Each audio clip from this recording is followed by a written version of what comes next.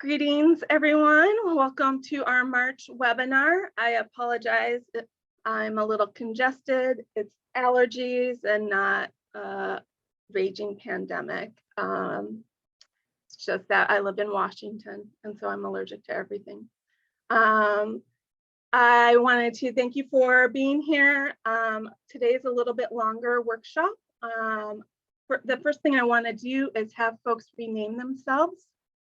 On the next slide, if you don't mind, you should be able to just like hover over, well, you guys are pros by now, but you should just be able to hover over your name in the participant chat box, and it will provide an option to rename yourself. You could put your school name followed by your name. If you know if you're a priority school or a cohort school, could you add that letter P or C to the beginning? That would be helpful. And as always, adding your pronouns is optional if you're interested in that. All right, I have my whole team here. I don't know if we want to do introduction again, but we are going to talk about who's doing what in a minute or two. So how about everybody just unmute and say hi, a quick hi. Good morning, everybody. Annie here. Hey, everybody. Good to see you all. Good morning. Yep. All right. Our Brady Bunch intros are over. Okay, so today we are going to start off with a little game, and then we have some updates for you. And then we wanted to get your feedback more on the virtual events that we had talked about in past coffee break webinars about the idea of WASAC, of us hosting a student and or family event for you. So what would that look like? And like, what do you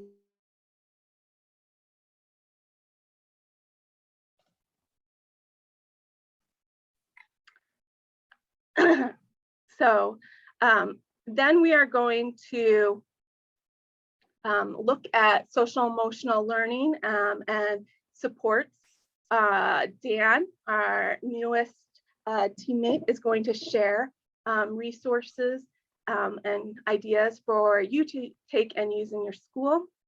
And then we have a couple of rounds of open space technology. Some of you might know that as World Cafes. And we have a couple of topics that we think that you might be interested in, but we'll want to hear what topics you want to look at. The topics we have selected are ones that you had said that you were interested in the past.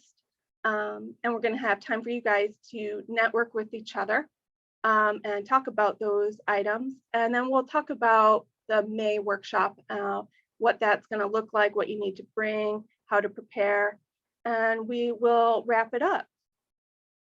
So with that, we're going to play this little game. It's just a quick little game. I'm not the expert on this, Marcy is, so if I explain it incorrectly, Marcy, feel free to chime in. This activity gets you thinking on your feet. And we know for the past 2 years, that is all you have done.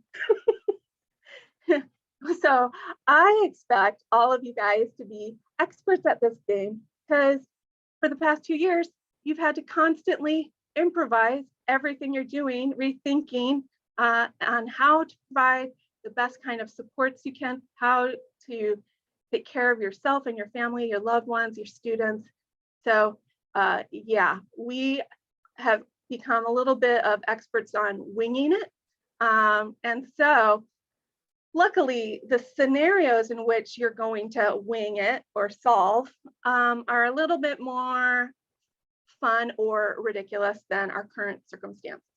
So I'm going to share a couple of scenarios, and there's not really any rules.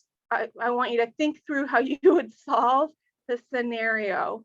If we can flip to the first one. Scenario 1.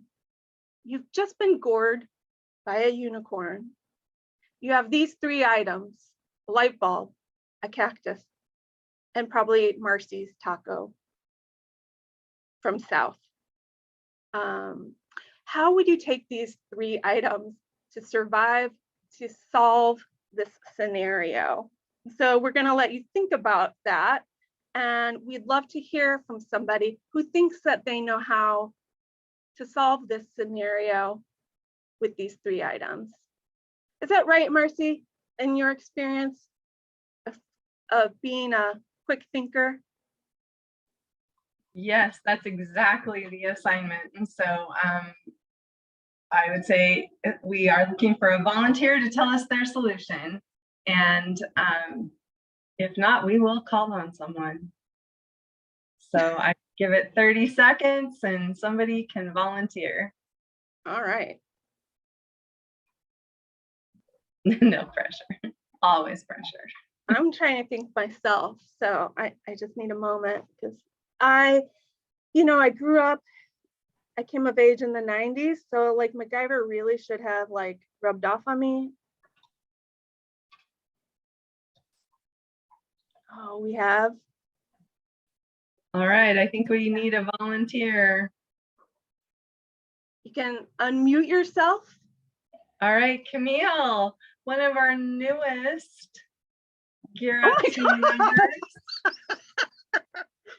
Camille, what's your solution? To use the cactus to get unicorn blood to drink it and make me immortal as per Harry Potter. So. Oh my God. And how will you use the taco and the light bulb? You eat the taco. Yeah. And I don't know what you do with the light bulb. I think you like smash it in a demonstration of your immortality. Amazing. Right. How about scenario number 2? Your thoughts are constantly displayed in a thought bubble above your head. I can relate to this one because I often feel like a cartoon character. Let's see, the 3 items you have are a beehive, a ruler, and a plate of spaghetti, though it does kind of look like a pug's head melted.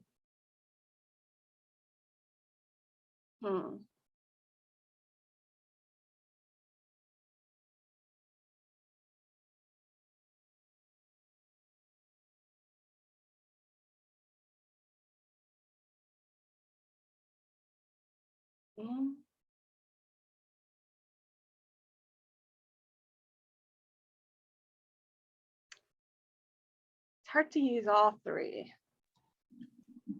All right, I'd say it's time for a volunteer. We're going to pick on someone. Maybe you could distract people with the beehive in case you don't want them to know your thoughts, and use a ruler as a defense weapon. And then if something sneaks through, you can give them spaghetti and meatballs as a I'm sorry, or another distraction. I don't know. Sometimes thoughts just come into my head and I'm like, oh gosh,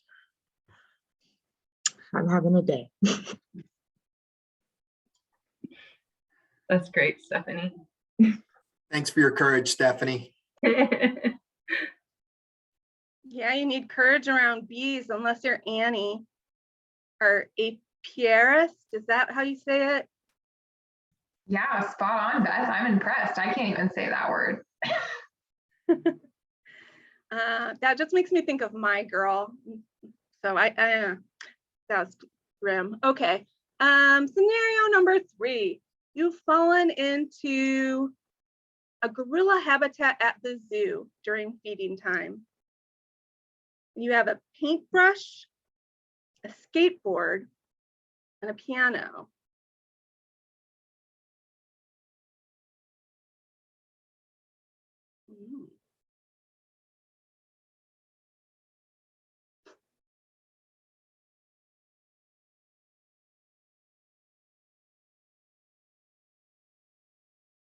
Any creative ingenues have a plan?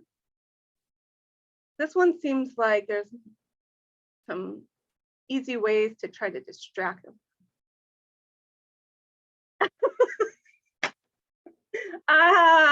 Okay. I think these, okay, these are amazing. I think we might need to vote on these because these are, we have some rivaling ones, and I have a favorite, I'm not gonna lie. Why don't we have the people share their plans and then we can vote really quickly? And this is the last round. Christina, do you want to explain your genius idea? Sure, I'd love to take all the credit, but really it was Paula, our counselor, that was like, okay, play the piano, get the gorillas all calmed down. Then you magically paint a hole in the wall with your magical paintbrush and then just skateboard on out of there. Yeah, totally. It's like very Bugs Bunny. I like it. What about Alicia? Mine was the same technique, except for I'm gonna use the paintbrush to paint a sign saying how awesome gorillas are. But I'm biased because we're the gorillas at Davenport. Oh yeah. Oh, awesome. Haley? I don't know. I was just thinking to use the paintbrush as like a tickling defense mechanism, and then you can prop the piano up. And if you have mad skateboard skills, like I'm sure I have, you just X Games out of there. I love that. Yeah, I love the X Games out. Okay, I think we have one more. Carrie?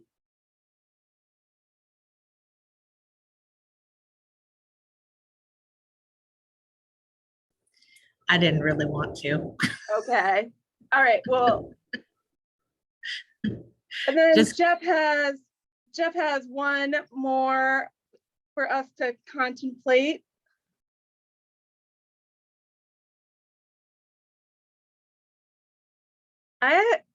Jeff's is quickly gaining traction to be the first one for me. I thought the paint the hole was it, but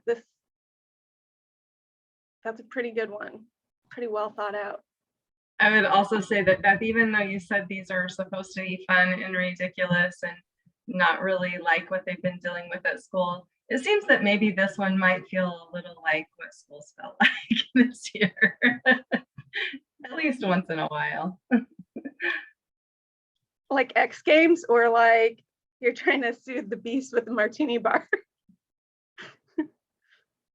All of the above. All right. Well, thank you all for playing this ridiculous game. And thank you for thinking on your feet for the past 24 months. And hopefully we are on the track to keep getting better. So with that, I'm going to hand it over to Marcy for a few updates from our program. All right, thanks, Beth. So if you are a portal user, last week, you should have received an email telling you about multi-factor authentication, or what we like to refer to as MFA. I didn't really know that term before we started this process, but I knew what it was. So MFA essentially means that when you log into the portal, you are going to also have to enter a code.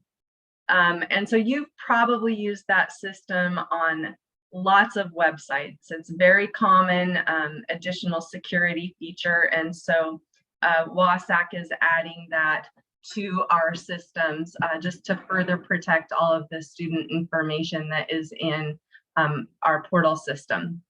So if you did not get the email, please let Kelly know right away, only if you're a portal user. So if you don't use the portal, you don't need to worry about this. But it will go into effect March 15th. And the code, once you get it and enter it into the portal, it's good for 36 hours. So every 36 hours, it will prompt you again when you log into the portal. The email included all of the instructions you need in order to set it up. So You have the option of getting the code in your email or on your phone. I'll just say personally, I find it much easier to get it on my phone because then I don't have to go back from the portal to my email. And then, as I said, if you have any questions, please let Kelly know. We think so far it seems to be pretty seamless. We started using this system a couple of months ago now. You get used to it. It's just an added layer, but it works pretty easily. So hopefully that will be smooth sailing for all of you as well. Next slide, Kelly. I'm Annie. Got my people mixed up. All right, for our priority schools, I just wanted to remind everyone that we will be doing the senior exit survey again this year, and it will be electronic.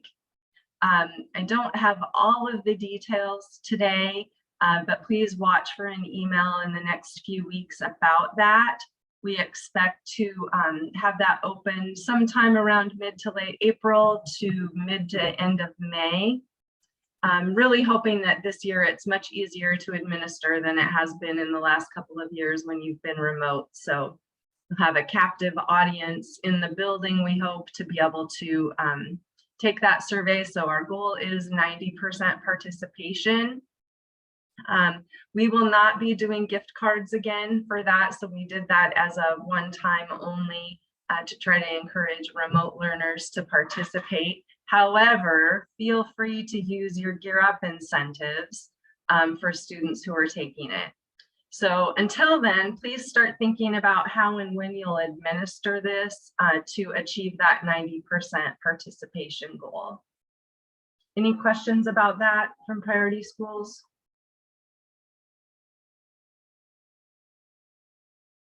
Okay, next slide. Site visits. Dan and I have been doing a few site visits or have a few more planned this month in March to do them together. And then, and those are already scheduled, so don't be worried that you have a site visit that you don't know about. But Dan will be planning some additional visits during April.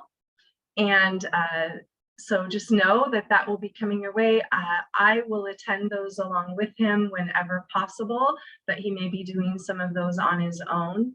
And the goals of the site visits are really for Dan to get to spend some time with you all and meet you in person, meet your building administration, and really start to understand your work plan, what's going well, maybe where some gaps are and where we might offer further support. So I know he's excited to get on the road and do that. So, all right, with that, I think I'm doing this part too. Is that right, Beth?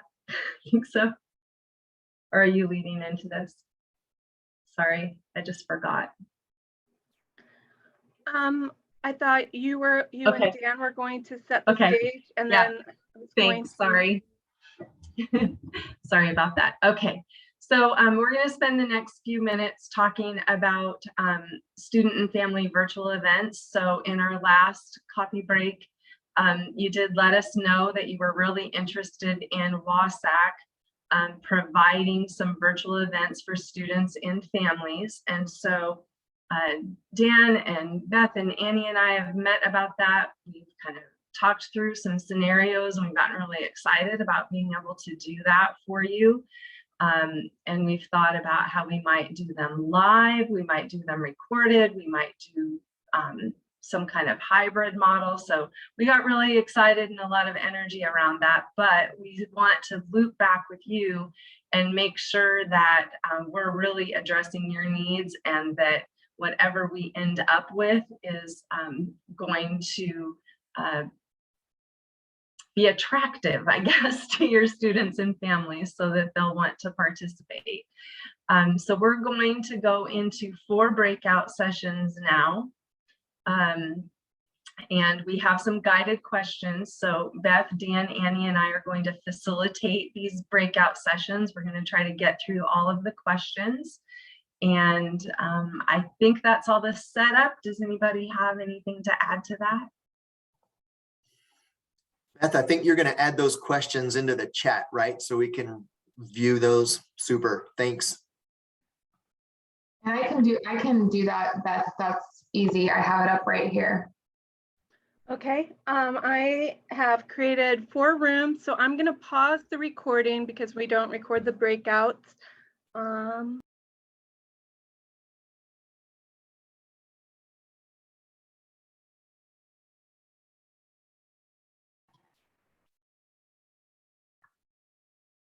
Thanks to everyone. My screens are a little messed up right now. Give me just a moment. I don't know what's happening. Oh, now I have Kelly. All right. So we want to do a quick share out from each of the groups. And so I'll start with my group. We did get through all of the questions, which was great. Good chunk of time. And so we had a good brainstorming list of ways folks would market it, everything from like remind text messaging and phone calls to being really specific in targeting students and families based on the content, making sure they add it to the events in the monthly newsletter, sending out, and then flyers to go out with students and making connections actually in classrooms. So lots of good ideas, probably all things you've all been doing anyway. I really liked David's model of sending out a couple weeks in advance, then a reminder 2 days before, and then a reminder day of. So good consistent messaging. We talked about what model works best, and folks felt like it needs to be live, that just sending a link to a recording only is not very effective. People are unlikely to watch it. So a live event and then still sending out the link for the recording later is a recommendation. And then keeping it short, about 30 minutes is long enough. After that, we start losing their attention, but maybe some follow-up activities that could be distributed or facilitated by Gear Up staff to keep the content moving forward and keep it current. And then some of the best practices related to being really specific, again, in the target group that you would be interested in the content, offering food or gift cards as incentives. I mentioned keeping it short. We talked about the advantages of having a collaborative event, that we can invite multiple schools, so it's more worthwhile to the speakers involved or any guests that we have providing content, because they get broad exposure and more participation. We talked about it really doing these kinds of collaborative events helps students and families see they're part of a bigger program.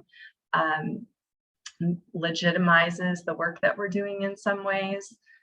We talked about ways to engage students in the presentations or celebrating students as part of it, and having breakout session options so that, again, you can meet the needs of a large group of people by offering different content in different breakout sessions. In terms of what doesn't work at all, I think there is just that continued caution of being sensitive to what students and families may have going on in their home, and that there's some risk or sensitivity needed to think about what that participation looks like to protect our students and their privacy. And so I think that's about it. Does someone else want to share from their group? I would love to. Oh, go ahead, Dan. No, Annie, you go. It's your birthday. Okay, thank you. I had an awesome conversation, so I'm so excited to talk about it. Our discussion kind of revolved around relationships and accessibility, but also consistency and information, and making sure that there's interest in the virtual part. So we talked about hybrid delivery, but in a really different way. So we talked about it in terms of maybe identifying some broader categories like financial aid, transition, relationship buildings, but under those kind of broader umbrellas, creating like a series of 2 or 3 minute videos. And so in doing that, being able to host a virtual or in-person family night and kind of go from in-person introduction to quick 2 or 3 minute video to in-person Kahoot or in-person activity back to a 2 or 3 minute video. And we talked about the benefit of that being able to be consistent in messaging, but also provide that human component. But then at the same time, being able to, outside of those virtual events, if a student or family asks a specific question about maybe expected family contribution or how to find a mentor, being able to share with them a quick 2 or 3 minute video rather than having to direct them back to, you know, a 30-minute workshop or something bigger than that. So I'm totally energized about that because we talked about a ton of awesome topic areas as well, and kind of, you know, looked at that broader category of building relationships and already had a few bullet points underneath about, you know, finding a mentor or understanding office hours or how to get to know your professor and things like that. So yeah, really excited about hearing what everyone has to say, but that is where our group landed. I'll just hop in there. That is awesome. That totally jazzes me up, Annie, what you just said, because that offers a lot of choice, you know, to individuals for what they need. Our group said a lot of the things that have been shared already, but I want to highlight a few pieces. One benefit of a pre-recorded is that the facilitator at the Gear Up site can start and stop as needed. So they appreciated that, short and sweet. Like, you know, these 3-minute components, always being mindful of what's in it for me, as far as, you know, that parent coming or the student coming. They would appreciate that anything that would be pre-recorded or any type of slide decks would have scripts with bullet points and not too much information overload. Tons of video, I'm sorry, tons of visual is important. Allison brought up about a hybrid model as far as being able to have some families be able to access via staying at home, and then also offering folks who can come into the school, you know, concurrently. So some folks are at home, some folks are maybe in the cafeteria spread out, big large screen, and they could come into the school, because being on site is really the very best thing that we want, if that works. Also, I heard in Marcy's piece, student voice is important. So being able to incorporate students in what's happening.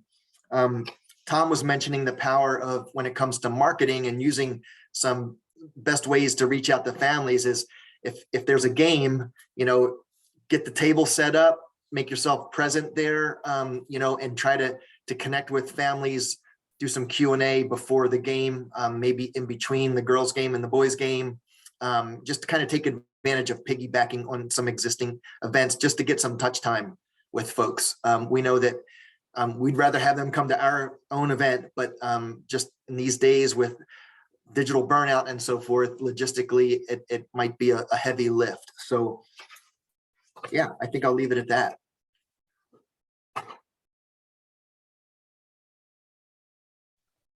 So I guess that means I'll jump in. I took notes for my group. They did talk about how the larger events would be welcome, that it seems to be a lot of work to do a solo when the turnout is low. You know, it's kind of disappointing. That if WASAC wanted to record a workshop and make it available, that they could share a show at either at events or advisory, that, you know, being mindful of what is pertinent to cohort, priority, or both. And you know, just they did talk about how draining it was to put events on and have no show, but also that they were concerned that that if you weren't in charge of putting it together, you market it as well if you don't own it or you haven't created it. We had there be asked if it could have a little comedy, of course. Recording with the script, perhaps language and captions would be great. You know, that kids are right now at a full capacity, you know, with absorption, they're overwhelmed and overloaded, as many of us are. So, you know, it's hard for them. So the smaller, shorter, little bite-sized pieces of information might be helpful. The ideas that came up with financial aid, college admissions, career pathways, seeds trainings were talked about, and that they're concerned that kids are less influencing on each other lately. So we kind of went across the board. We probably didn't get to all the questions, but the conversation was good to say the least.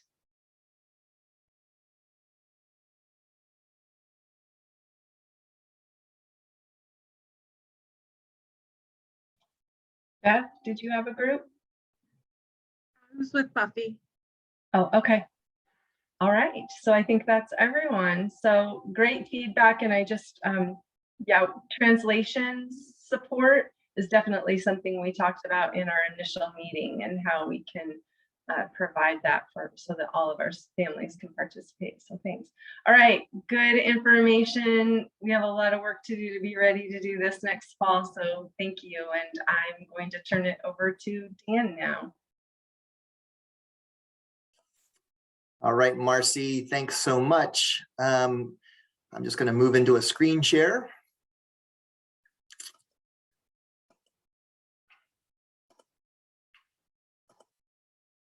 All right, so can you give me a thumbs up if you can see my screen? All right, it says SEAL strategies. That's great. Hey, I just want to check to make sure all my technology is working right now. Very quickly, please, everyone, just type your name into the chat so I can see that chat's working, because I'm going to be using chat during this presentation. So it should go wild right now.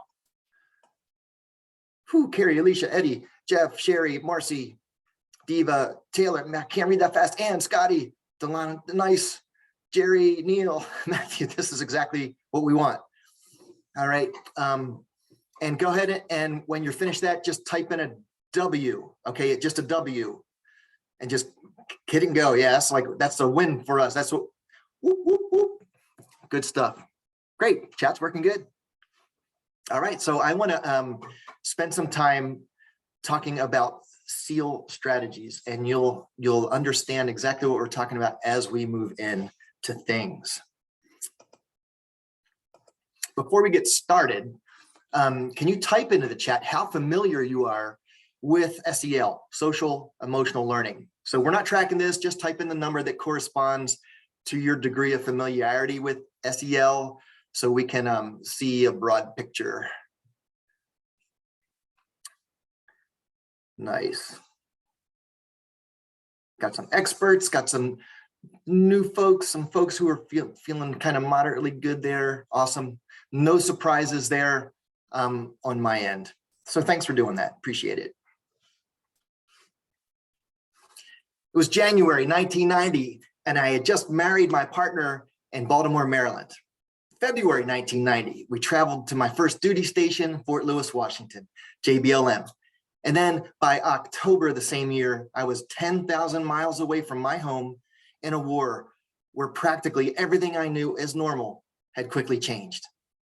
And many of us have been battling in this pandemic for 2 years now, and it's uprooted our lives. Our normal quickly went out that window in March 2020, practically overnight, right? Without much warning. We can't deny how it's affected us on so many different levels. And I say that carefully and with respect, because when we dismiss these realities or remain silent about how it has affected us or others that we know, we can quickly forget. And we don't ever want to forget, because we're people and people matter. Social, emotional, and academic learning strategies, I'm going to call them SEAL strategies, are interconnected, and they cannot stand independently on their own. So the sooner we can reorganize our mindset around using SEAL strategies, the more effectively we can positively influence those people that we serve, and ultimately offer them hope. So imagine you are taking a look at the pandemic. A great way to kind of process things through the use of metaphor. So as we face this, point A is March 2020. We're standing on a fixed point. And then we had to jump in that river. We had to make immediate adjustments. We had to comply with closures, distance learning, new protocols, a slew of other obstacles to just basic education, just to get across that raging river to point B. We didn't have a choice. Even if we couldn't swim, we had to jump in that river. I'm not afraid of a whole lot of things on earth, but whitewater rafting and rapids scare me to death. So that's why this image is really powerful to me. Think back to those early days, but it's been 2 years. Oh my gosh. So this gap, the river, may have washed away motivation, and it may still be affecting our relationships, our perceived effectiveness even. But now that we're on the other side at point B, those rocks are sharp, it's slippery. And the map that we have to guide us forward, it's soaking wet. The ink is running on the map. Part of it's unreadable. And there's a lot of unknowns still out there. We're kidding ourselves if we think that it's done, you know, in the next few days when the masks get to come off. We're still off balance. We're out of our comfort zones, not in control of all the things that we did back at point A. And the good news about the unknown, though, is it's a great opportunity to learn and to reflect, to apply new knowledge. That's what we want of our students and of ourselves and our teams, to practice, to improve, to move toward mastery as we reorganize our new realities. So some would describe this as showing grit or being resilient. You know, so my question is, what will we need to move from point B to what you can't even see right now, which is point C, up through that forest? What are we going to need to get from point B to point C? Because it sure doesn't look like we're ever going back to point A at any time soon. So my question to you, can you type into the chat, what do you think it's going to take for us to move from point B to point C? When I say us, I'm talking about people, students, families, coordinators, admin, people. Please type that in the chat. We're not looking for paragraphs, maybe just some words that we're going to need. Yeah, patience, empathy, grace, in-person contact. Patience. Reconsider point C, I like it. In-person, empathy, adaptability. Thanks, Emmanuel. Relationship building, empathy. Yes, empathy again. Yes, yes, love those C words. Optimism, more on that later. Awesome, cool. You know, of course we're going to need courageous leadership, new strategies, science, data, research to help us know our status, where we are as we move into that point C. Yes, and increased focus on mental health and SEL, because that's right where we're going. Because I absolutely believe that we should consider the absolute power of SEAL strategies. It's something that when Daniel Goldman 25 years ago first wrote about emotional intelligence, in the world that I was in, the business world, and delivering team and leadership development, it was what we were doing. We were like, it's magic sauce. Actually, it's magic sauce, because it just moved away from so many of the things that really were not working.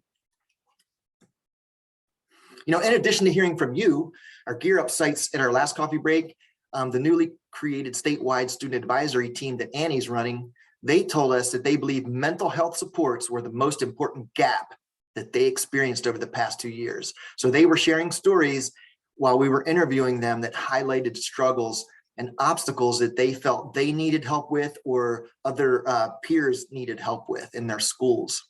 Let's face it, most of us in this meeting are not licensed social workers or clinicians, therapists, or psychologists.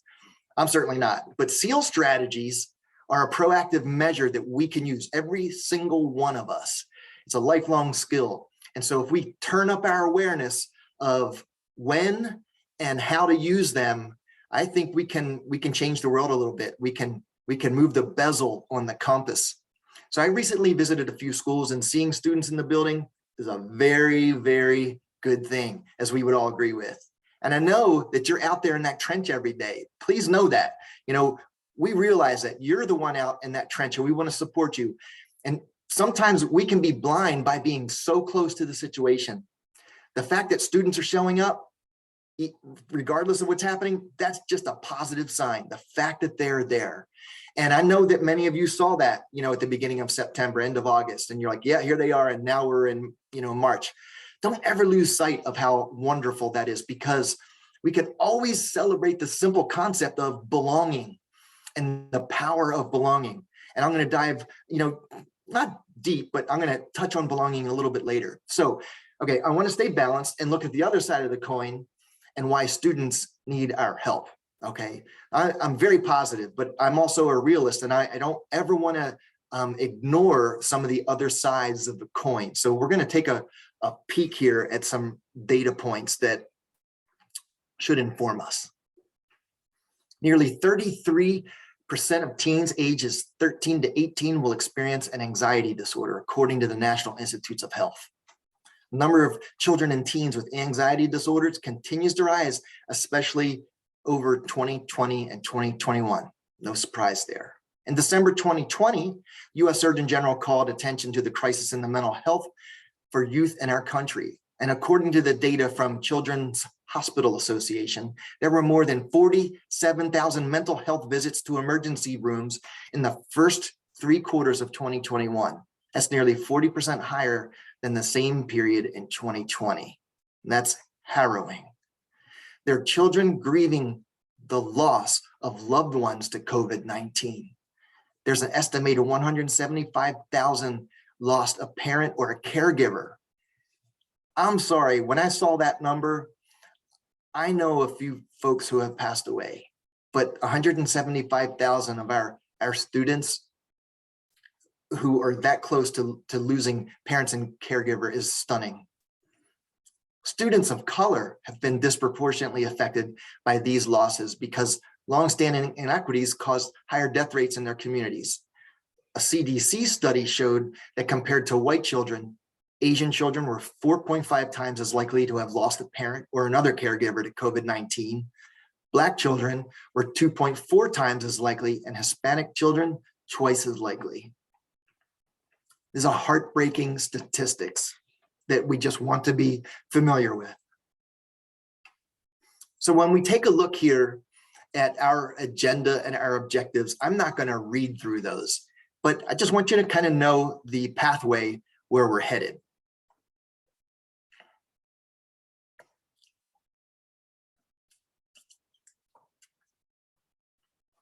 Yeah, that's a lot to cover in a short amount of time, but I think we can do it. I want to talk about on this agenda and the objectives. There are a couple letters there that are squirrely. SEL, social emotional learning.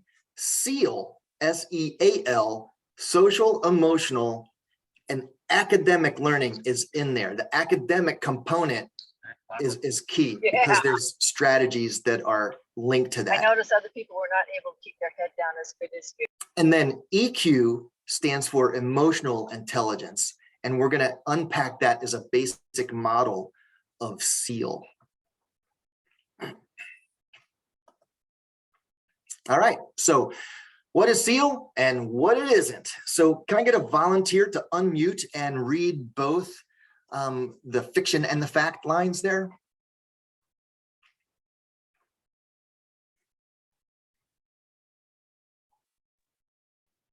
Fiction, a distraction from academics. Fact, a boost to academic performance by deepening engagement with content. No, thank you very much I'm for gonna get out of stepping. this PD. Someone else?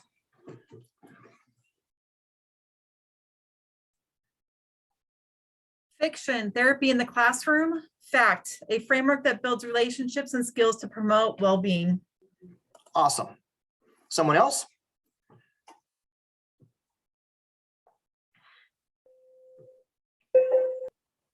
Fiction teaches students to follow a political agenda. Fact helps students to understand different perspectives. Super, thank you. And the last one. Fiction, one size fits all.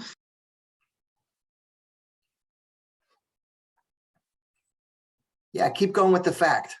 You're doing great. That was my fault. Sorry, Corinna. Did you mute her? Yes, I did. I'm sorry, Corinna. I was too quick. And that final fact there. It's adjustable format that can be shaped by local districts, schools, families, and communities. Super. Thanks for following up with that. So these pieces just came from a presentation that I was in with Dr. Costella from ACT. He's a psychological researcher. And if you need any research done on SEL and SEAL and its effectiveness, its adjustability, its ability to be shaped locally and so forth, I can provide you with all of his research. So SEAL defined, I'm wondering if there's a volunteer to read this one, because this is a mouthful. So take a look at it. And if you think you can handle that, that's great. I love this. It's a wonderful definition. It's huge though. So please unmute and take it away.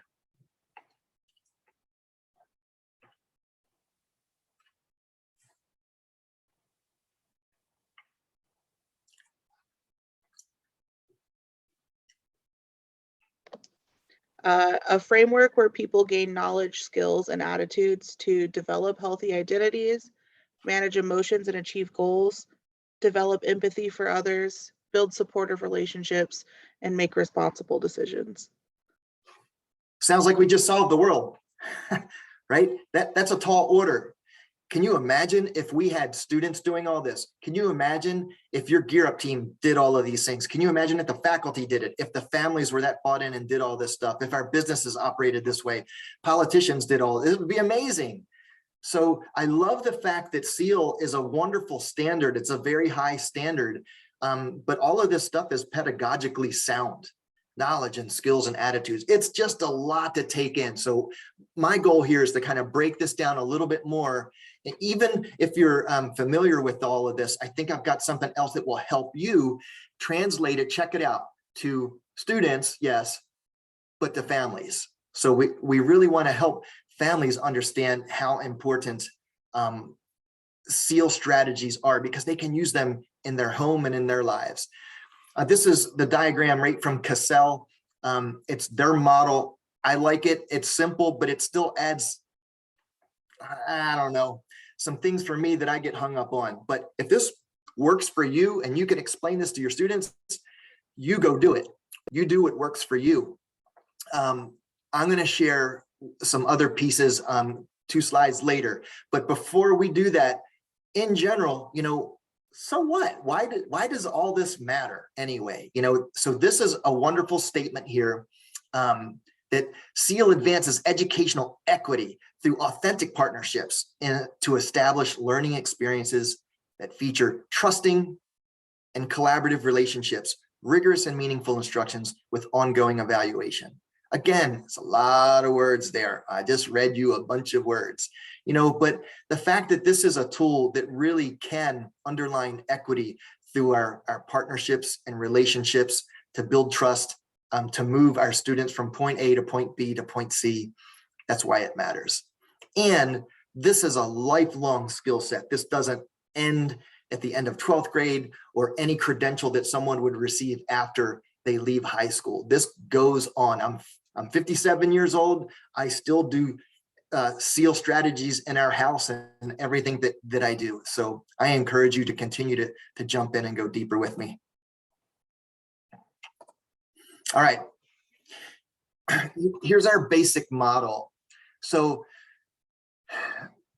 this is the one that really kind of laid the groundwork, and I think is so simple, and it can kind of stay in your head a little bit more than some of the more complex models. So before we get into it though, anyone want to take a shot? Just kind of fire it into the chat. If you want to unmute, here's my question. What are the 8 basic categories of human emotion? Because we're talking about emotional intelligence here. So the 8 basic categories of human emotion. They're going like, oh, is this the name of that movie? Was it 8? They only had 4, or was it 5, or was it 6? Oh man. So what emotions are you able to list out in the chat?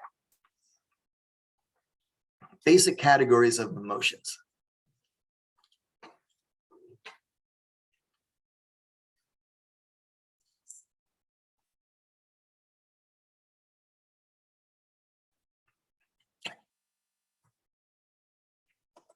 Nothing happening in the chat. Anything happen? There we go.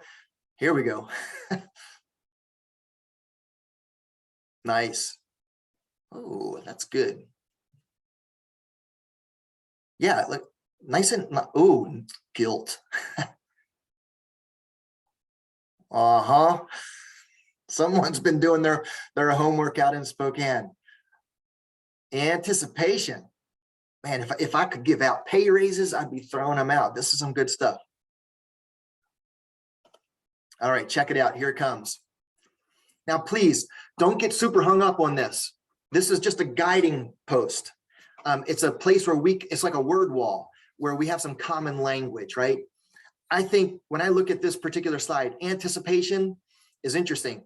Any student prepping for that next grade level or anticipation of a test or having to deal with that other kid at school, maybe having to go home, who knows? Anticipation, when we expand it beyond the 4 basic emotions or the 5 or the 6, many models out there. I love that anticipation is in this one because that can really do some things to us, as well as surprise. Sadness, I think we could elaborate on.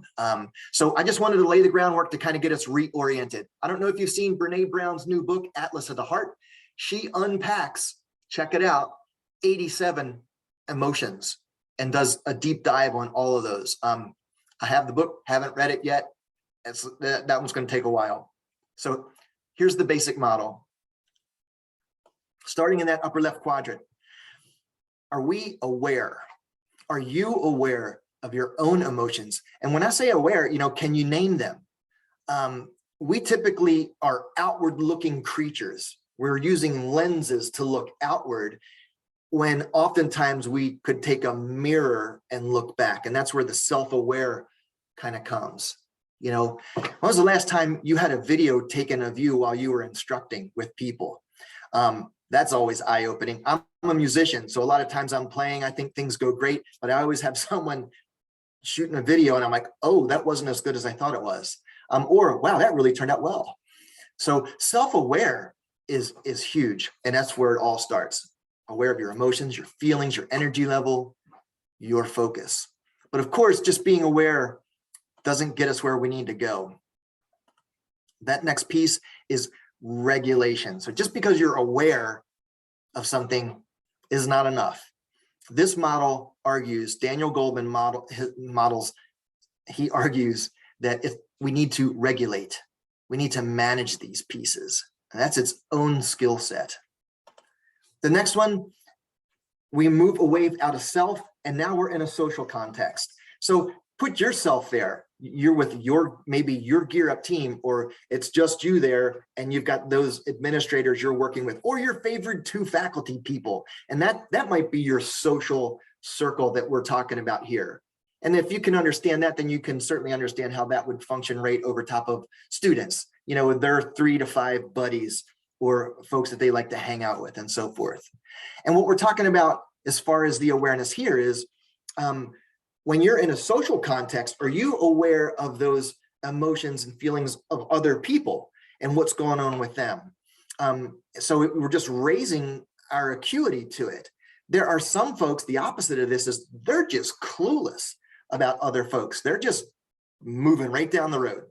I've been around some of those folks. And so we're trying to build that awareness in other people. That's where we start building compassion and empathy. And super effective communication skills. And of course, if you're aware of those pieces, it's not enough. We want you to be able to intentionally manage, right? So you'll understand this example. You're in a conversation with someone. Let's say you're talking about a song that you can't come up with. You can't remember the name of a song and it's stuck in your head. And you're like, there was this song, and it goes like, and they hum a few bars. And another person's like, oh, it must be this, or it's this. And we call that reloading. So you're just ready to fire back at something instead of like, let that person finish their thought and give them some space. That's just an example of managing. Nice. In the chat, we had a little thing going on this morning about remembering songs. So being aware and then managing it. And management, in my mind, if I was writing a note right now, management and regulation is about making a choice, making a conscious choice. And when you can make a conscious choice over time, then we're building a habit. How many days does it take to build a habit? Type that into the the chat if you can. See how fast those fingers are. 21. Yep, that's pretty much what we're hearing. 3 weeks, 21, 30. Those are great numbers. Those are all really, really good numbers. Here's the 5th component of the basic EQ model. You've got the self-aware, self-regulate, self-aware, social aware, social regulate, but then it depends on which context you're in. And so your behaviors will change, because when my son is with me at the dinner table and we're having dinner as a family, that context is way different than when he's at the cafeteria at his school and how the conversations are rolling. And we all know that. And just because we know, it's not enough. We want to put this into practice and be aware that the context will dictate how we are aware and how we will regulate. I believe that you can take this model and teach this to 6th graders. I've taught it to 4th graders at the lowest level. I've taught it to C-level executives in the business world. So it's nice and easy to teach the model, but it's just a darn model right now, folks. And so what's the whole point? In my view, I offer this SEL model because it gives you language where you're able to give feedback to students. Like if a student were to do something and you're paying attention, you got to be paying attention to them. You're able to say, you know what, Trevon, I noticed today that you were walking alongside those other students today. You know, usually you're kind of hanging back 3 steps going down the hall, but today you were walking right next to them. That's all you observed. And so you can ask the question, you know, were you aware that you were walking next to them? And he might look at you like you've got lobsters crawling out of your ears, but we're trying to strike up dialogue with the students and raise their awareness. And then if he's like, yeah, I was aware. And then you can say, well, why did you do that? It's just pulling information out of them in a good way to build the relationship, to establish trust in the long run, to get to a hopeful scenario, that the student knows that you care about them and the student has capacity to be a phenomenal human being. Are there any questions about this basic EQ model? I'm curious. I know some people they'll see it, it's basic and it's like, oh, I'm not understanding it. So if you have a question, unmute or type it in the chat and I'll try to hit you up.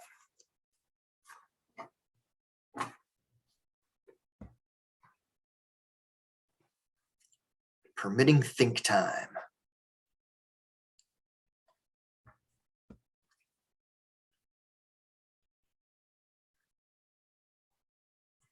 All right.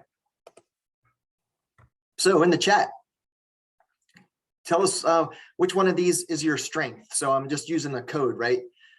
On the left side, you just have to type in those few letters. Tell us which one of those out of the model you believe it's like, man, that's my sweet spot. Because there are assessment tools out there where you can take your emotional intelligence assessment.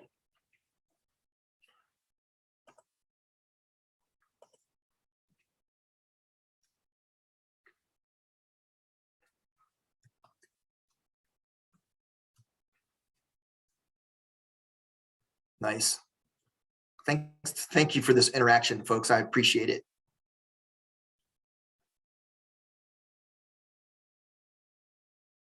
I'm seeing a lot of A's, the awareness piece. That's amazing. How cool.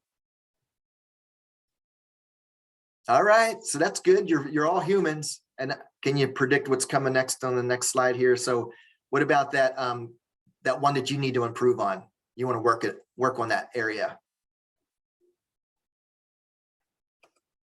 Yes, me too. Self-regulation. What is up with that? I can guess what's up with that. Thank you for being so truthful here. You know, I'm seeing all these R's pop up, the regulation piece. And the thing is, I'm like, I think we're all in it. You know, we're in that darn river, man. Our pockets are still wet. Our maps are all messed up. This is rough. You know, this is rough. and it's been 2 years. So the director of Washington Student Achievement Council, Mike Miotti, shared with our staff, let us give grace to each other. Let's give grace, and I thought, wow, man, that's pretty cool. Because that's not a word you usually kind of hear, out in secular circles, to give grace. So it's just being patient with people. We are all in need right now. All right, so I know that we've heard this somewhere in our academic career. And if you haven't, we'll just do a super quick review.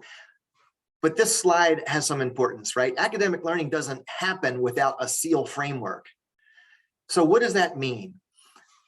I think we would all agree that if students show up and they don't have the food and they haven't slept and all that, their basic needs aren't met, not a whole lot of learning's happening. Like, we've got the science out on that. They're like saying 5 to 10% of the information that teachers, are trying to deliver, is 10% of that's getting in when those physiological needs are not met. SEAL is all about those middle 3 blocks, the psychological needs. So I'd like you to consider our brain is like a camera's aperture, right? And when that aperture is closed, our psychological self is closing off. And it's like, I'm not opening up to you until I know it's safe, until I know that if I do make a mistake, you're not going to laugh at me, that you're not going to judge me, that you're going to be patient with me. And then as we spend time and that trust builds, that aperture begins to open a little bit more. And this is all SEAL work here. You as a Gear Up coordinator, or any person who's working with those students, are you aware of how their aperture is doing at any given time? We're just seeing them from an objective point of view, but you really can only make a judgment of how they're doing. And what's the only way you'll really know how that student's doing? Can you unmute and maybe share out how you think that is? What's the one way you can find out how that student's doing? Or type in the chat. How do you know? If they actually tell you. They tell you. That's exactly right. Because it's not fair for us to assume or project on them. And so the skill set that I teach is ask. And that's it. It doesn't cost anything. Just go ask. Hey, how you doing? Think about the time and the place where you do the ask too. Hopefully it's not in the crowded hallway, but if you can walk up alongside that student, or when there's a good spot to be, you're using a sense of timing, and you're like, how's it going? Whatever works for your script to check in with that student. Very, very powerful. Thank you. So always be aware of the psychological needs, and the only way we can really kind of take that first step is to ask them. Thanks, folks. Thanks for putting info in that chat. So here's the macro level, the big picture level of SEAL and what it's going after. The power of sense of belonging is huge. We kind of know this. When I lived in Washington State in the early 90s, when the Bloods and Crips were running around the streets of Olympia, I remember watching the news and they were like, why would people get to a gang? It was like, it's a sense of belonging. I was in the military. It's a really big organization. But when I was working with my special teams, I'm like, that's who I want to belong to. And there was no other feeling in the world when I was with those people. So sense of belonging, we can create that when we're using the SEAL strategies. And then this middle piece, believe in each person's humanity. I was listening to a doctor from Harvard doing a presentation at a conference. He made a very brave statement. He was like, people, if you're working with students, humanity over academics. Got to do the human piece first. It's more important than the academics. And oftentimes in our schools, this to be true. We're caught up in the data and the grades and attendance and all those other metrics that we need to deal with. But if we can honor a person's humanity, every single one is created individually. How awesome is that? And then ultimately to build, build relationships, build intentional relationships. And that is time on target, time on target. I see Kipton came in here when I first came on board. Kipton called me. I didn't recognize the area code. I'm like, who is this? You know, and Kipton and I were on the phone for an hour. That's time on target. You know, he's welcomed me to the team. I really appreciated that. That's an intentional relationship action right there. So that's the macro, the big picture objective of SEAL. And now, you know, along with that, how's your well-being? This is about talking to you, the adult in the room. You know, oh, I'm good, I'm fine, but we're not. You know, and I'm not, again, I'm not a therapist, I'm not a clinician, but we always want to keep in mind the concept of well-being. And there's a loosey-goosey definition of that. You know, it can be interpreted many different ways, but like, just how are you doing? You know, that's at home, it's at school, it's at work, it's relationships, it's family, extended family, finance, just your general well-being. Don't lose sight of that. We need to manage that. One of the things I learned in the military is, you know, it's really difficult to take care of other people when you can't take care of yourself. So what? Well, it does matter. It matters because we are all toes up to the line on burnout. And if you're not, let me know what magic sauce you're using, okay? Because all of us are kind of struggling at various times. And some days I'm like, I'm getting close to burnout. Other times I'm like, I'm doing good, I'm tracking, I figured it out, that's good, but it waxes and it wanes, peaks and valleys. So let's get to our strategies. We're coming to a close here. So some of these things are pretty simple. And that's what I love about SEAL strategies. Some of them are really deep, and we're going to say that later on when we're in person doing some workshops. But the very first thing, and you know this, is to breathe. All right. So, but let me get kind of specific. So when we breathe, you know, I'm a big fan of like 3 breaths, 3 deep breaths. So we hear about chunking in education, 8, 6, 7, 5, 3, 0, 9. Chunking information, 3 breaths. Shoot, why couldn't we take 4 breaths? That's good. At night, I do sets of 7 breaths. So that's the adult thing, but you can certainly teach that to any student you're working with. Right next to someone, a tutor, you know, they come in, they sit down. Hey man, how's it going? Great, awesome. Hey, let's get started. Let's take 3 deep breaths. Now, you know, and I know that kid's not going to take that deep breath probably. So you model it once, and then you're like, come on, like, you can go deeper than that. And you're just like, whatever works for you to get them to take those deep breaths of oxygen. And then there's 5-finger breathing. So let me show you this. Can you hold up one of your hands? Yep, thanks. I see you. I see you. There we go. And what you're going to do, you're going to take your other hand and you're going to go clockwise on your hand. So it might not be good to look at my hand, but you're just going to go clockwise in the palm. And then what you're going to do now, I'm going to watch me though. I'm going to demonstrate this. I'm going to come up to my thumb. I'm going to breathe in. I'm going to breathe out. I'm going to go clockwise. And then I'm going to go up to my index finger, breathe in. And then breathe out, nice and slow. Going to go clockwise here. Go clockwise a couple times if you want. Go to that middle finger, and so on and so on. And you're using that clockwise piece. I don't know what you thought when you started rubbing your palm, what sensation you had. That's a really interesting thing. You know, we're sensory. We are social creatures that need touch. And as a teacher, I remember the first week of training, don't touch anybody. I understood why. But I also remember kindergartners running down the hall and like practically tackling me. And I'm like, I can't touch you. And they're like, oh, Mr. Ash, we're so good to see you. Can't touch anybody. You know, and then I realized, can I touch you on the shoulder? Great to see you. We're humans. Touch is okay. So you're just touching your own palm, but it's like, whoa, that's kind of strange. I don't do that often. So breathing, 5-finger breathing. Can you teach that to students? Is it possible? I see some head shakes there. Yeah. You may not be able to teach it to all the students. That's okay. But what if you taught it to 3 students and they used that, and then they taught it to other folks later on when they were in education? The next one, kind of simple, choose intentionally positive human interactions. So we're looking for, when you walk out into the hallway, into the room, into your living room, wherever, you get to choose who you're going to have that positive human interaction with. You think about the 3 to 5 people you typically hang around. They have influence over shaping who you are and just kind of grooming, not your personality, but your persona, if you will. you're morphing Albert Bandura stuff, social learning. But I'm saying choose and intentionally positive. I've been around negative people for a long time. It's a hard habit to break. Oh, that's a Chicago song from the 80s, by the way, right? It's a hard habit to break, that negative, when it's like sarcastic, cynical, something you'll hear me say, no team, no organization has ever improved because they were great at sarcasm or cynicism. That has never happened. That team has never improved.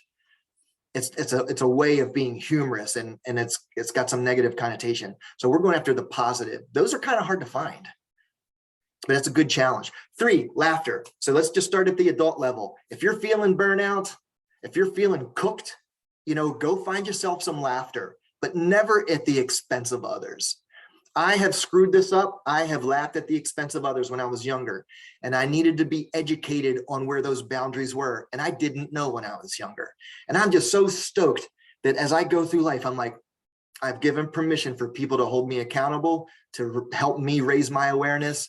And I've shifted my whole outlook on humor and what I laugh at, but if you can find some really good, healthy comedians to watch or share, whether it's memes or things on TikTok that really get you laughing, those endorphins, they're awesome, and if you're a comedian and you can help some people laugh and it's positive and it's not at the expense, and maybe it's self-deprecating, get your students to laugh or other adults, that's some good chemical right there. By the way, these strategies, I'm kind of adjusting them a little bit with some experience I've had, but these are actually based in research. 4, get your creative on. So some of you out there are creatives, and I know who you are. I know some of you are like, not a happening. If music, the only thing I can play is the radio, but for me as a musician, if I'm just having a sucky day, all I need to do is grab my guitar and go, and play for 5 or 10 minutes. And I'm like, man, phew, that was great. That was like any pill I could ever take. So whether it's art or to be able to write or scribe, draw, anything artistic, if you have that at your disposal. And if not, I love number 5, but let me be careful. I want to be respectful how this is unpacked. I was reading an article about affection, and when I saw it, I was like, oh my gosh, this is so true. So I know this may not be true for everyone. So please, I understand that, but I just want to share what's true for me. My son was having a rough day not too long ago. And when I saw him, he came in and I just thought, I'm going to hug him. And that positive touch, that hug with him made his stress level go down and mine as well. And so that it was absolutely awesome to do that. So if you have, those resources, that affection piece is huge, and pets count too. I'm going to leave it at that. I've got about another 2 minutes.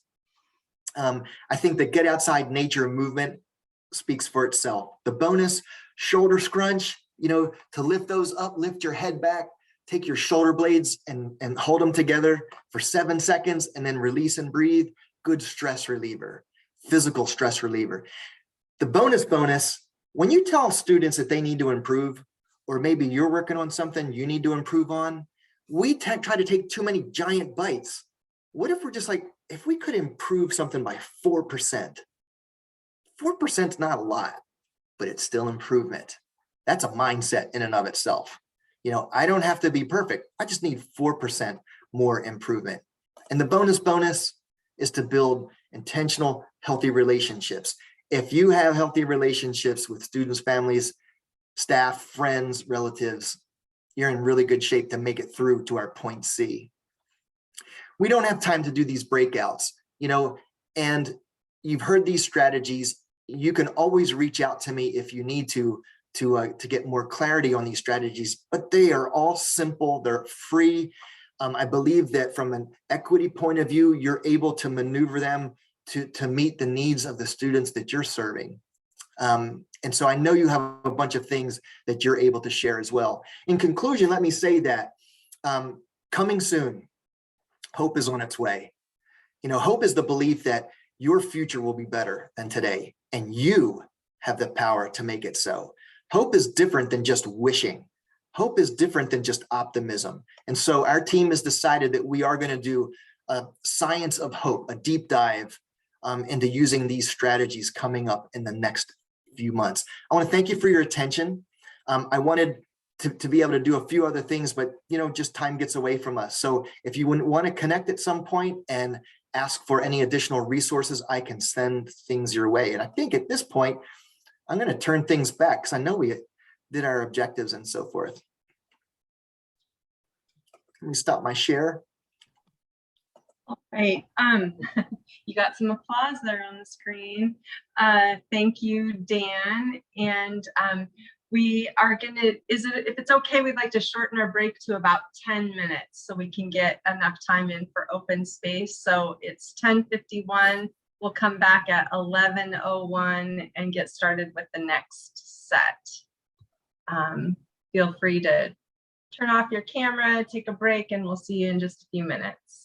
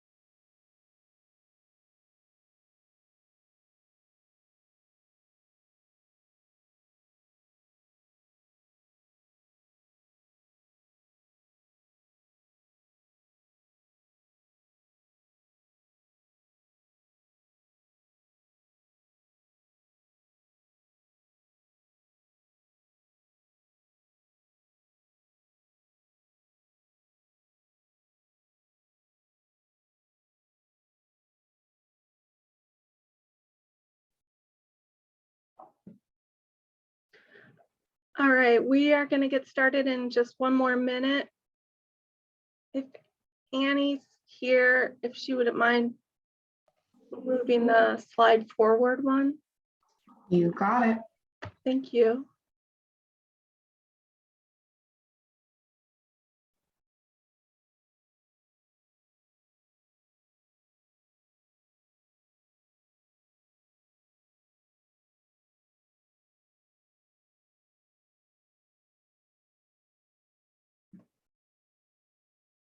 All right, I think we're going to get started. The next portion of our workshop is to give you some time to work in groups in open space sessions. Sometimes people call this World Cafe.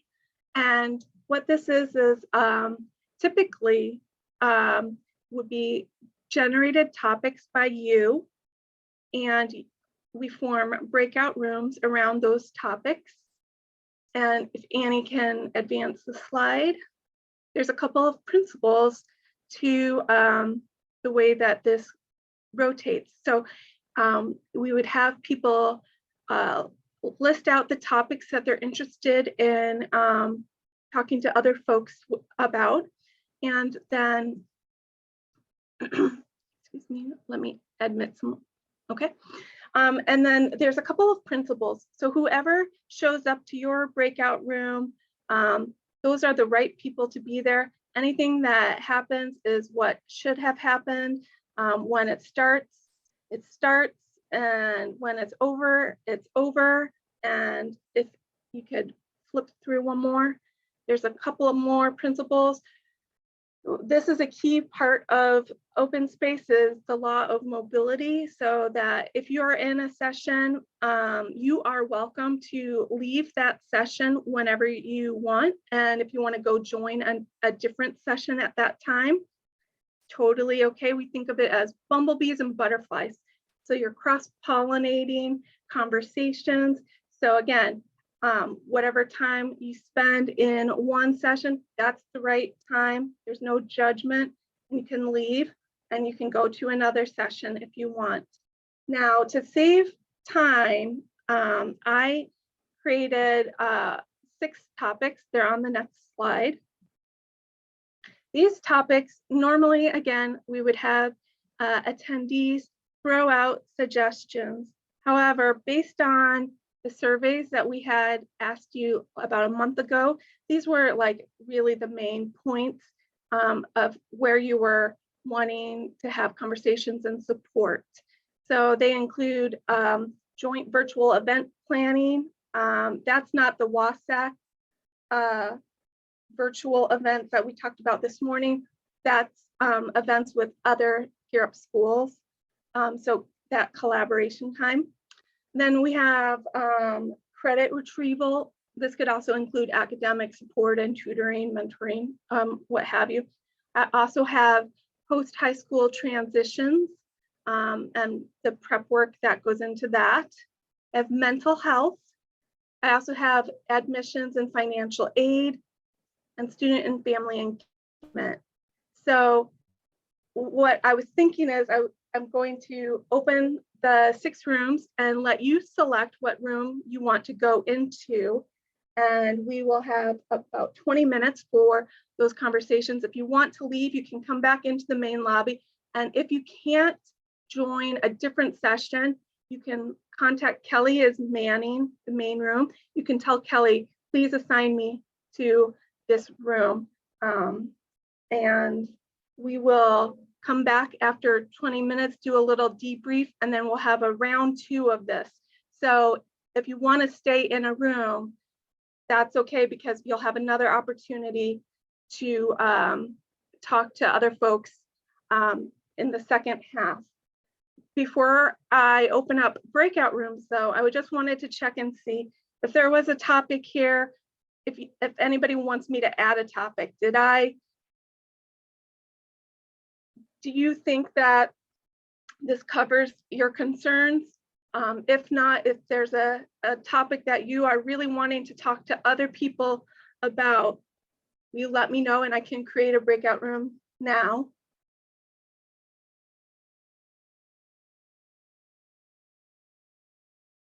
All right, since I don't see that happening, I am going to pause the recording. All right, that was the first round of open space. I don't know if you felt like you had enough time to have some meaningful conversations with your colleagues. I did. Does anyone want to share anything that they learned or heard that that was an aha moment or any kind of takeaways?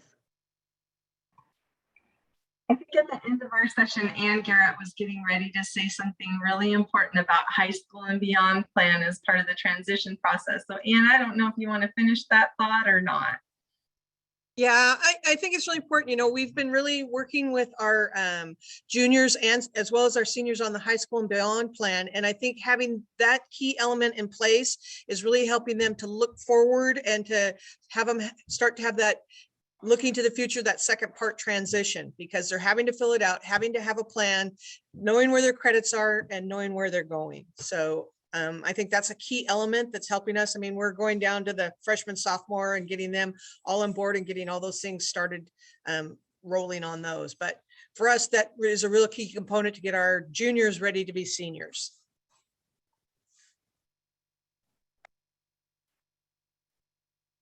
Thoughts? Anyone else would like to share any ahas or takeaways, questions? Anyone want to add a topic for this next round before we open up the rooms? I'd like to add one on coordinator manual organization. So on our website, we have the grant administration page. If anyone wants to give any input on that, I'd like to be in a room, Beth, to just listen. Okay, I'll add. Okay, sorry, I didn't think of that until today.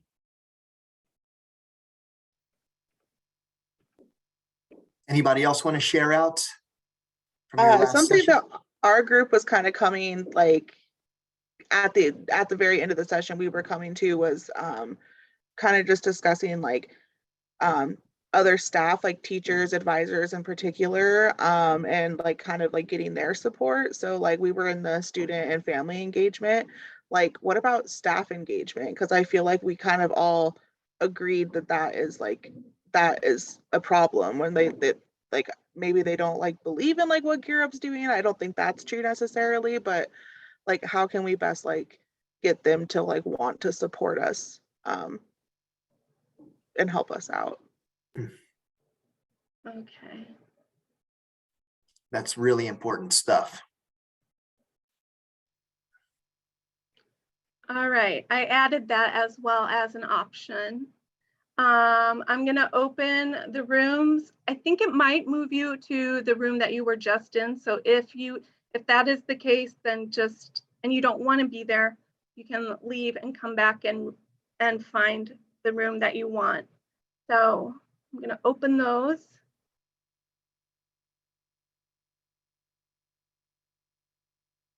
Should allow you to join.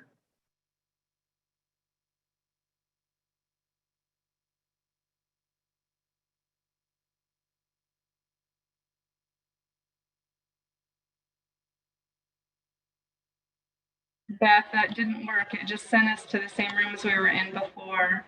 That's what I said. So can we join a different room if we do the join breakout? Yeah. Okay. Yeah, it wouldn't let me delete the folks. So you're going to be sent to that original room, and if you want to change it, then you can leave and look at the options.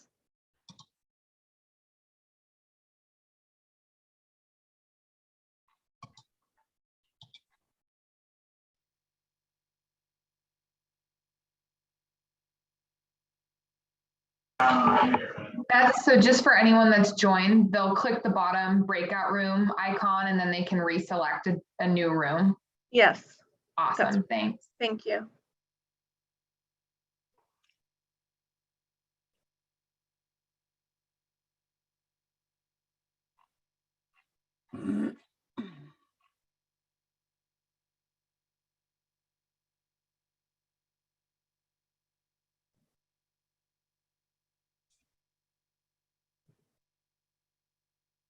Okay, I just started the timer, Okay. just to give people, I think we need to maybe cut it a little bit shorter. yeah. So want me to so that- change it to 15 minutes? Yeah, It's the second round too, so I think that's totally cool. mhm. Okay, I just restarted it.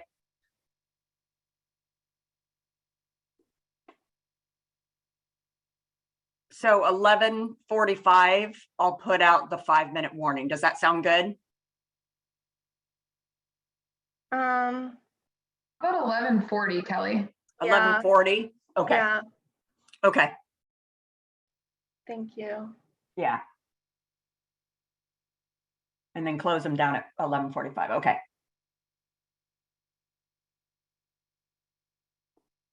Got it.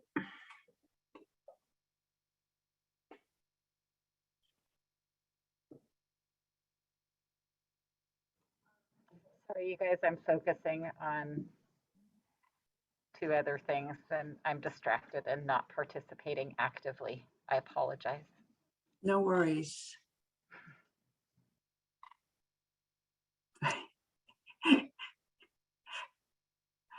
Marcy and Buffy and Renee are all in the coordinator manual, but there's no one else in there. Staff engagement is good. Yeah, I know. It seems like there's some interest there. That was a great suggestion, really great suggestion. Yeah, I know. I'm surprised Dan didn't hop over there, but it looks like he's in mental health. Yeah. Why don't you hop in there, Annie? Okay, I will. All right.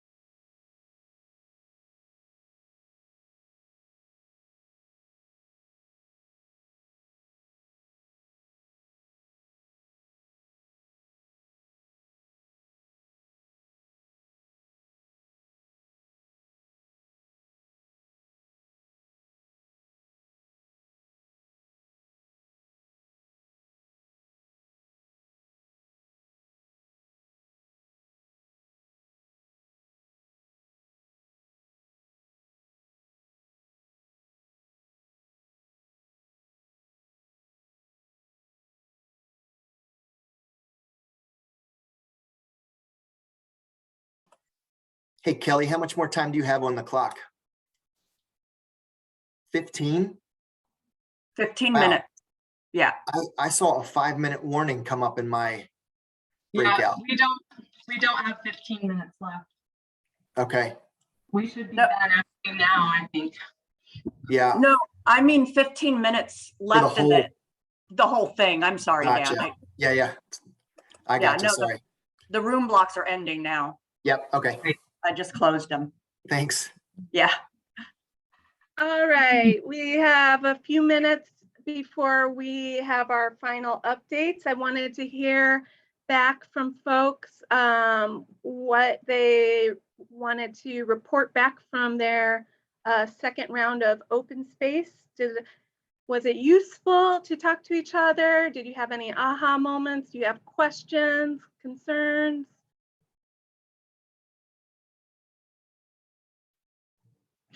I have an aha moment. I found out that I haven't checked since the beginning of the year, but now we got some colleges that are accepting our students that have not been vaccinated. So that is awesome to know. Oh, wow. That is good to know. I did not know that either. Yeah, I guess Gonzaga does not. Wow. They recommended, but they were not going to be checking for vaccination status. It's funny because, you know, before COVID, I mean, you still were always required to submit your vaccination records. Like that was a normal thing for colleges to ask for. So, Oh, this was specifically on college visits, not oh, for admission. oh, Is that okay. what you meant, Karina? Okay. And then the other thing our group talked about as far as college campus visits goes is even though some schools are starting to offer them, students are not signing up for them. And so whether that was because they didn't want to leave class time or they are not in a space right now emotionally where they can see themselves going to post-secondary, you know, whatever it is, schools are offering it and kids are not signing up. Yeah. And then we have the other barrier too of offering, if we're offering it during school time, we're getting lots of pushback from Yeah.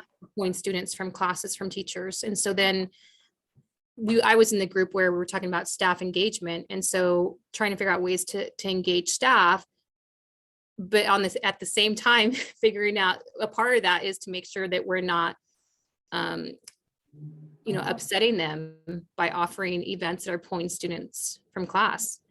And so, you know, with the barriers of bus driver shortage, not wanting to pull students from class, students needing to be passing their classes to attend field trips. I mean, the list goes on and on. And so for some of us, it may just be, you know, some of the other schools have already started offering it and have decided to wait until the end of the school year or after school ends. And I'm going to try a few in the spring and see how it goes. And then, you know, decide from then if we continue into the spring or if we also wait until the end of June. Yeah. Anyone else? Did you guys enjoy having open space as a topic for our webinars? One of the reasons why I bring it up is we still have the April coffee break on the calendar and we could keep it or we could cancel it because we do have an in-person workshop in May. And so if you have feedback on that, I would love to hear that as well. We could also close out this and this screen, I think, and so we can see each other and maybe get like a thumbs up kind of thing. Did people like open space as a topic? Okay. Thumbs up if you want to have a April meeting, thumbs down if you're like, we could cancel it because we're meeting in May.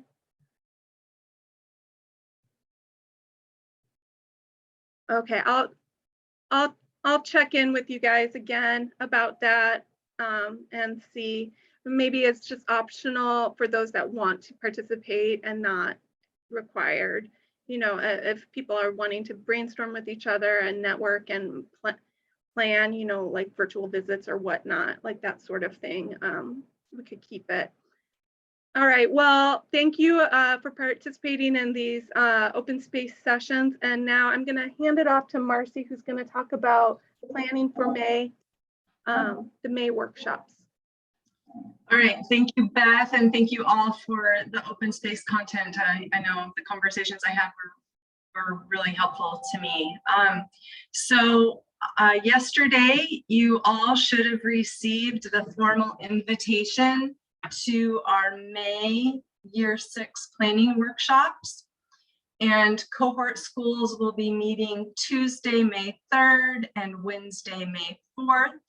Priority schools will be meeting Thursday, May 5th and Friday, May 6th.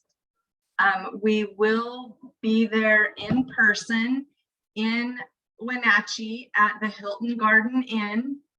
The invite that you received yesterday has all of the information about times, per diem, carpooling allowances, and lodging, and there is a link specific to this event, and you need to register for your hotel or book your hotel room directly from that link to make sure that you get the conference rate of $96. If you don't use that link, you may be charged more than that, and then we won't reimburse you, and you'll have to talk to Buffy about all that business. Marcy, could you get closer to your microphone? You're kind of sorry. Okay. Thank you. Is that better? It's the challenge of 2 screens. Sorry about that, folks. Do I need to repeat anything that I said? No. Okay. Did I see that, Nina, did you have your hand up? No. Okay. And so our requirement is that GEAR paid staff and at least one building administrator attend this in-person event. Our recommendation is that you send a team of 3 to 4. That's usually the best practice, depending on your school. And I've had a couple of you ask if you could send more than 4. So if you want to send more than 4, here's my advice. Go ahead and register the full team now. And then once we have everyone registered, we'll look at total attendance. And if we're above what we are trying to manage for safe social distancing for the room that we have, we may ask you to cut back your team. But we want to first give everyone the opportunity to register everyone that they'd like to send. Then I saw a question about are we required to attend in person? So I know there may be reasons that some folks might not feel safe at this time to meet in person. And so I think I've shared this before. We will absolutely not force anyone to come in person if you're not comfortable doing so because of current health situation or COVID. And so just let me know, please email me and we'll make an alternative plan if you're a person that cannot attend in person. Kelly, you want to add something? I would like to add something. I just want to say on that note that it's the full ballroom that we got for this group. And so it really is a lot of space, and both groups really are only about 50-ish people max in both groups. And we've got a huge, large space. So there's going to be plenty of room for social distancing and all of that. So I just want to let you know that we did think about that as we were figuring out the logistics for this. So yeah, working really hard to just make sure it's as safe as possible and folks feel comfortable. But again, if you're not comfortable, just, put me an email and we'll make another plan for you. Marcy, as far as the social distancing, would there be flexibility on the carpooling? I know you've always encouraged us to carpool with others. Yeah, so the carpooling right now says 2 cars maximum is what we'll reimburse. If there are reasons that doesn't work for you, please send me an email and we can work on a solution. So we're trying to be as flexible as possible within the guidance that we have. You know, we are aware this is, you know, this is a big venture. I think my reassurance is that, you know, everyone has been in person at school. And so we've been functioning in an in-person capacity for the year. So, and as you know, a lot of the restrictions are lifting in the coming weeks. And so we're hoping that this is a good time for us to gather again back together. Marcy, do you have a start time for that first day? Because I know sometimes in the past you've started a little bit later for people who wanted to travel that morning of. So I was just curious if you guys had a start time for the 3rd and the 5th. Yeah, Kelly, I think we're serving breakfast, so our plan was to start earlier. So I would say we'll start sometime between 8 and 9. And we actually haven't set the agenda yet, but yeah, we'll start first thing on both mornings.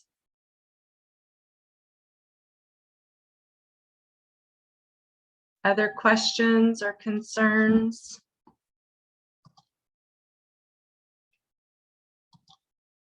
I would say please start talking to your building administrators this week about how they'll plan for that.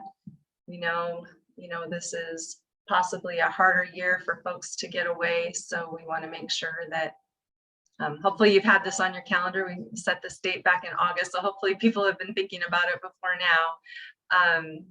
But make sure you're engaging with folks so you can get those commitments. That's all I have to say, I think. We're really excited to see you. One final thing, Marcy, just make sure that you make your lodging before April 2nd. April 2nd is the date that the block will shut down. So. Thanks, Kelly. Yeah. All right, Beth, do you have anything to wrap up? No, just thank you all for participating today. It was lovely to see you all. And if you have questions, let us know, but I will be sending out the recording. We can send out Dan's PowerPoint as well. So we'll get that information to you. And yes, just thank you again. Thanks, everyone. See you soon.